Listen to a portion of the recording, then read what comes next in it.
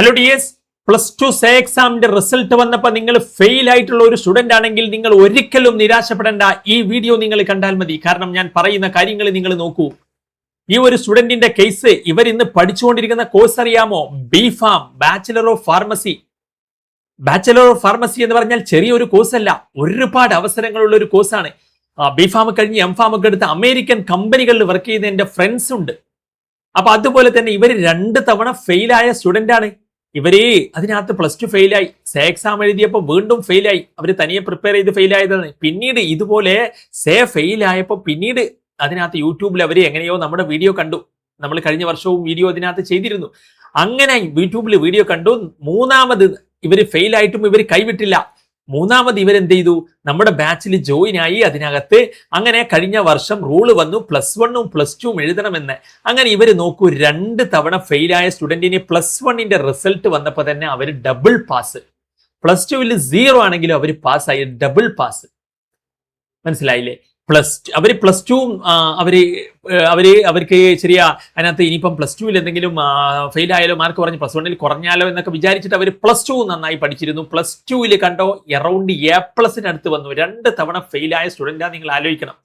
ഇന്നിപ്പോൾ അവർ ബി.ഫാം എടുത്ത് മുന്നോട്ട് പോയിക്കൊണ്ടിരിക്കുകയാണ്. അപ്പൊ നേരെ തിരിച്ച് അവർ ഫെയിലായിട്ട് നിരാശപ്പെട്ടിട്ട് അതിനകത്ത് മുന്നോട്ട് പോയി കഴിഞ്ഞാൽ അവർക്ക് പണിയായിരുന്നില്ലേ? അവർക്ക് ഒരു കോഴ്സ് എടുത്ത് മുന്നോട്ട് പോകാൻ പറ്റുമോ?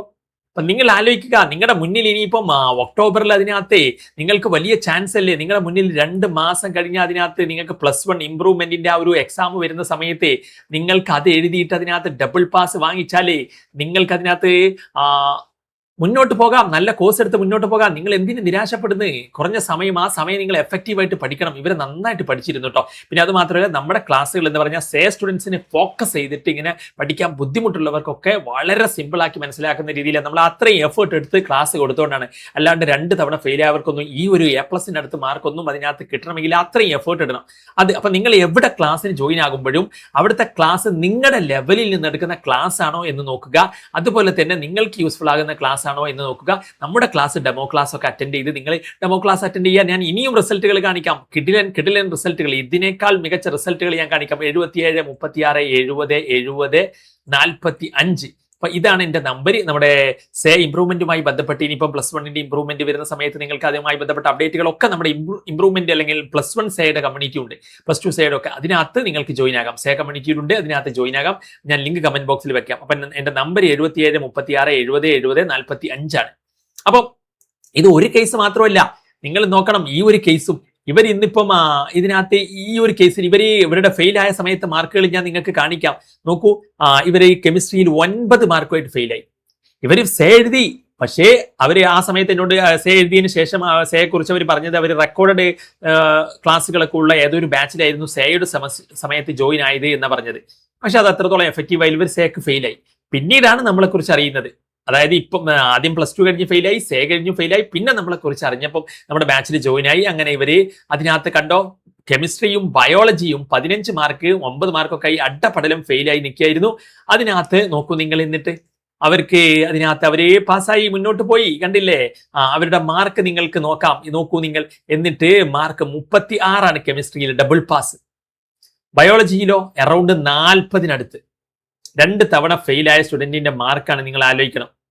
അതുപോലെ ഈ ഒരു സ്റ്റുഡന്റ് ഇവരിന്ന് ഞാനിപ്പോൾ അവരെ കോൺടാക്ട് ചെയ്തപ്പോൾ bachelor of BSc dietetics and nutritionist എന്ന് പറയുന്ന കോഴ്സാണ് അവർ ചെയ്തുകൊണ്ടിരിക്കുന്നത്. അപ്പൊ അവരുടെ മാർക്ക് നോക്കൂ നിങ്ങൾ. ഇവരും 2 തവണ ഫെയിലായ കേസാ. ആദ്യം ഫെയിലായി, പിന്നെ സേ എഴുതാൻ നോക്കി. അവരും ഏതോ റെക്കോർഡ് സെഷനൊക്കെ ഉള്ള ബാച്ചിലായിരുന്നു, പക്ഷേ എഫക്റ്റീവ് ആയില്ല അവർക്ക്. അതിനകത്ത് ഫെയിലായി സേ അവർ. പിന്നെയാണ് നമ്മളെ കുറിച്ച് അറിഞ്ഞ് നമ്മുടെ ബാച്ചിൽ ജോയിൻ ആകുന്നത്. 6 മാർക്കായിരുന്നു അവർക്ക് അതിനകത്ത് ഫെയിലായ സമയത്ത് അവരുടെ മാർക്ക്. പിന്നെ നമ്മുടെ ബാച്ചിൽ ജോയിൻ ആയിട്ട് നോക്കൂ, അറൗണ്ട് ഡബിൾ പാസ്. അവരും ഡബിൾ പാസ് അടിച്ചതെന്നേ. എല്ലാവരും അതിനകത്ത് ഡബിൾ പാസിലോട്ടാണ് എത്തുന്നത്. കണ്ടോ, 35. 1 മാർക്ക് ഉണ്ടായിരുന്നെങ്കിൽ ഇവർ +2ലെ മാർക്ക് 35, +1ൽ 1 മാർക്ക് ഉണ്ടായിരുന്നെങ്കിൽ ഇവർ പാസ്സായി. അപ്പൊ നിങ്ങൾക്കിനി അവസരം ഉണ്ടെന്നേ. നിങ്ങൾ +1 ഇംപ്രൂവ്മെന്റ് വരുന്നില്ലേ, അതിനകത്ത് ഡബിൾ പാസ് അടിച്ചാൽ മതി. അപ്പൊ നമ്മുടെ ബാച്ച് കാര്യങ്ങളൊക്കെ ഉടനെ സ്റ്റാർട്ട് ആവുകയാണ്. മനസ്സിലായില്ലേ? അപ്പൊ നിങ്ങൾക്ക് അതിനകത്ത് ജോയിൻ ആകാൻ നമ്മളെ അതിനകത്ത് നിങ്ങളുടെ കൂടെ നിങ്ങളുടെ സപ്പോർട്ട് ചെയ്ത് ആ രീതിയിൽ ക്ലാസ്സുകൾ എഫക്റ്റീവ് ആവുന്ന രീതിയിൽ ക്ലാസ്സുകൾ കോഡുകളും ട്രിക്കുകളും ഒക്കെ ആക്കിയിട്ട് പഠിപ്പിച്ചുകൊണ്ടാണ് ഇവരെ ഫെയിൽ ആയവർ, അഡ്ഡപടലം ഫെയിൽ ആയവർക്ക് പോലും ഈ റിസൾട്ടുകൾ. ഇത് നോക്കൂ നിങ്ങൾ, ഇത് ഫെയിലായി, വീണ്ടും സേ എഴുതി ഫെയിലായി, പിന്നെ അവർ എന്ത് ചെയ്തു, അതിനകത്ത് അവർ ഫോക്കസ് ചെയ്ത് പഠിച്ച സമയത്ത് +1 ഇംപ്രൂവ്മെന്റിന്റെ റിസൾട്ട് വന്നപ്പോൾ തന്നെ അവർ +1 സേയുടെ റിസൾട്ട് വന്നപ്പോൾ തന്നെ 36, അതായത് മൂന്നാമത്തെ ചാൻസിലാണ്. നിങ്ങളെ പോലെ തന്നെ ആദ്യം ഫെയിലായി, സേഴ്തി ഫെയിലായി, പിന്നെ അവർ കൈവിട്ടില്ല പ്രതീക്ഷ. അപ്പൊ 36 പിന്നെ അവർ കണ്ടോ +1 ഡബിൾ പാസ് അടിച്ചു. അപ്പം +1ഉം +2ഉം എഴുതായിരുന്നു കഴിഞ്ഞ തവണ, പക്ഷെ രണ്ടും എഴുതണം. അതിനകത്ത് ഏതെങ്കിലും ഒന്ന് ഫോക്കസ് ചെയ്ത് എഴുതുന്നവരും ഉണ്ട്. കാരണം +2ൽ മാർക്കുള്ളവർ ആ മാർക്ക് അവിടെ നിൽക്കും. ഇനിയിപ്പം പുതുതായി എഴുതുമ്പോൾ മാർക്ക് കുറഞ്ഞാലും +1ഉം +2 എഴുതണം. പുതുതായി എഴുതുമ്പോൾ മാർക്ക് കുറഞ്ഞാലും അവരുടെ പഴയ മാർക്ക് അവിടെ നിൽക്കും, നല്ല മാർക്ക്. അപ്പം +1ൽ മാർക്ക് കുറവുള്ളവർ അത് ഫോക്കസ് ചെയ്ത് എഴുതി, അങ്ങനെ ഡബിൾ പാസ് കിട്ടി. മനസ്സിലായില്ലേ? ഇതും അതുപോലെ 31 കിട്ടി. 2 തവണ ഫെയിലായ കേസാണ്. ഇതും 2 തവണ ഫെയിലായ കേസാണ്. 29ആയി. പിന്നെ പഠിക്കാൻ ഭയങ്കര ബുദ്ധിമുട്ടുള്ള 2 കേസുകൾ ഞാൻ കാണിക്കും. ഭയങ്കര ബുദ്ധിമുട്ടായിരുന്നു പഠിക്കാൻ, മറവിയായിരുന്നു ഇവരുടെ പ്രശ്നം. പക്ഷേ ബയോളജിയും മാത്സും ഫെയിലായിരുന്നു. മൂന്നാമത്തെ ഇവിടെ നമ്പർ ഓഫ് ചാൻസ് നോക്കൂ നിങ്ങൾ. ഞാൻ ഈ പറയുന്നതിനകത്ത് ഇവരുടെ സർട്ടിഫിക്കറ്റില് ഇവര് അതിനകത്ത് നമ്പർ ഓഫ് ചാൻസ് ഇതാ മൂന്നാമത്തെ ചാൻസിൽ. അപ്പൊ ആദ്യം ഫെയിലായി, പിന്നെ വീണ്ടും ഫെയിലായി, പിന്നെ ഇവർ ഇടയ്ക്ക് വർക്കൊക്കെ ചെയ്തിരുന്നു അതിനകത്ത്. പിന്നെ അതിനകത്ത് അവസാന എക്സാമിന് വേണ്ടിയിട്ട് സീരിയസ് ആയിട്ട് പഠിച്ചു, നമ്മുടെ ബാച്ചിൽ ജോയിൻ ആയി. അങ്ങനെ പിന്നെ ഇവരും അതിനകത്ത് ഭയങ്കര മറവി കാര്യങ്ങളായിരുന്നു. അങ്ങനെ അതുപോലെ ഈ ഒരു കേസ് അഡ്ഡപടലം ഫെയിലായ കേസാണ്. ഇത് 5 മാർക്ക്. ഇതൊക്കെ പിന്നെ നമ്മൾ എപ്പോഴും പറയുന്ന കേസുകളാണ്. നിങ്ങൾ കാണുന്നവരാണെങ്കിൽ അറിയുന്നുണ്ടാവും. 5-24 അതുപോലെ ഒരുപാട് കേസുകളുണ്ട്. ഇങ്ങനെ അഡ്ഡപടലം ഫെയിലായിട്ട് നല്ല മാർക്കിലോട്ട് എത്തി. 5-24 അതുപോലെ 6-27 5-7 എങ്ങാണ്ട. ഇത് ഈ പയ്യന് പഠിക്കാൻ ഭയങ്കര ബുദ്ധിമുട്ടായിരുന്നു. 28 29 2 സബ്ജക്റ്റും ഫെയിലായിരുന്നു. അതൊക്കെ എത്തി 6-32 പിന്നെ ഫെയിലായിട്ട് 40 അറൗണ്ട് +2 ഫിസിക്സിൽ വന്ന കേസ് 9-31 17-30 അങ്ങനെ ഒരുപാട് എനിക്ക് പറയാവുന്നതിന്റെ അപ്പുറം കേസുകൾ. അത് തന്നെ ഇത് ഏറ്റവും കുറഞ്ഞ മാർക്കിൽ നിന്ന് മികച്ച മാർക്കിലോട്ട് എത്തിയ കേസുകളാണ് ഞാൻ ഇവിടെ കാണിക്കുന്നത്. ഇത് പിന്നെ നമ്മുടെ ബാച്ചിൽ SLCയിൽ മിനിമം A+ ഉള്ള ഒരു പയ്യന് പോലും മികച്ച അവന്റെ സ്ട്രീമിലൊക്കെ A+ കിട്ടിയ ഒരു കേസാണ്. ആ ഫിസിക്സ് റീവാലുവേഷൻ കൊടുത്ത് A+ ആയി കണ്ടവരൊക്കെ മാർക്ക് SLCക്ക് കുറഞ്ഞ മാർക്കായിരുന്നു എന്നിട്ടും. അപ്പം നമ്മുടെ ബാച്ചിൽ ക്ലാസ്സുകൾ സ്റ്റാർട്ട് ആവുകയാണ്. നിങ്ങൾ ഒന്നും പേടിക്കണ്ട, നമ്മൾ ഉണ്ടാകും നിങ്ങളുടെ കൂടെ, നിങ്ങളുടെ സപ്പോർട്ട് ചെയ്തുകൊണ്ട് നിങ്ങൾക്ക് അതിനകത്ത്.